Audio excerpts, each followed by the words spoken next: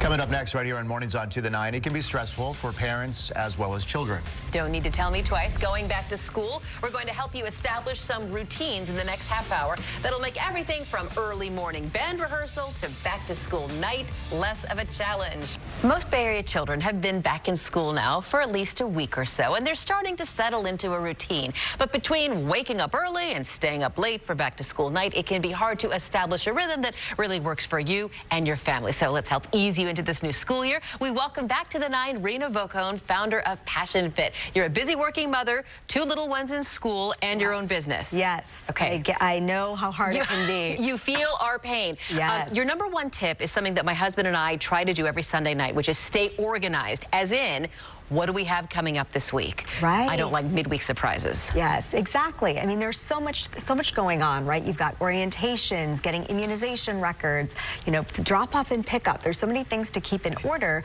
So what I suggest is having spreadsheets, having to-do lists, maybe blocking time in your and your spouse's calendar, just so that everybody's on the same page, and it will just make things feel more smoothly for you and your children.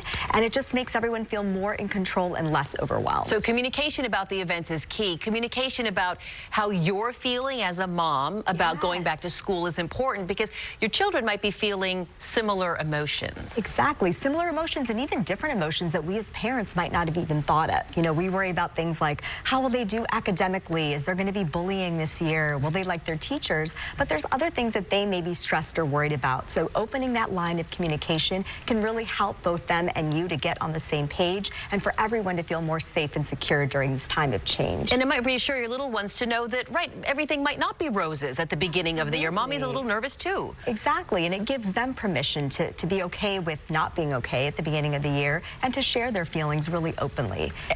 And I will say, when it comes to little ones, my boys are about the same age as your children. Yeah. When they go through a failure, either academic or personal, my heart breaks and bleeds as if it's the end of the world. But I have to tell myself, look, it's 4th grade. Right. Better that it happens in 4th grade and not senior year of high school. Exactly. I feel the same way. Mine are in 3rd and 7th, and now we've got a middle schooler in the house, and that's a whole different ball game. And that's where I think as they get older, they can start to shut down. So that's when you really want to ask them what's going on in school, what's going on with their friends, and letting them know if you get a bad grade, that's okay. Right. No one is perfect. I tell them about my failures all the time because I'm afraid of them seeing me only as, a working mom who, does an okay time at home. But I tell them all the time, I lost friends, I had mistakes, and I turned out okay. Exactly. It gives them that permission to not be afraid of failing, because really it's just a step towards success. Okay, let's talk about a hashtag that's very popular on Instagram. Yeah. Self-care. Yes. I know parents do a lot of looking to the children for bedtime, healthy school lunches.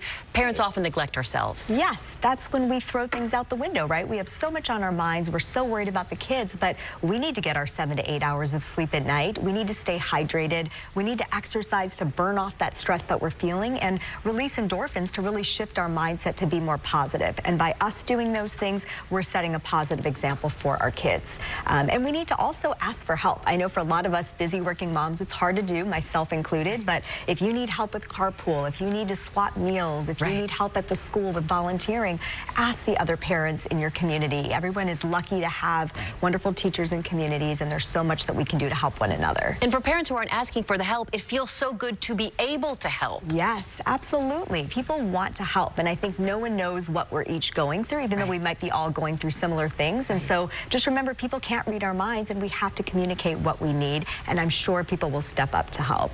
Rena Vocone, it's always good to have you of Passion Fit. Wonderful Thanks for coming. to see you, Garcia. Thank you. Have a good school year. Gentlemen. You too.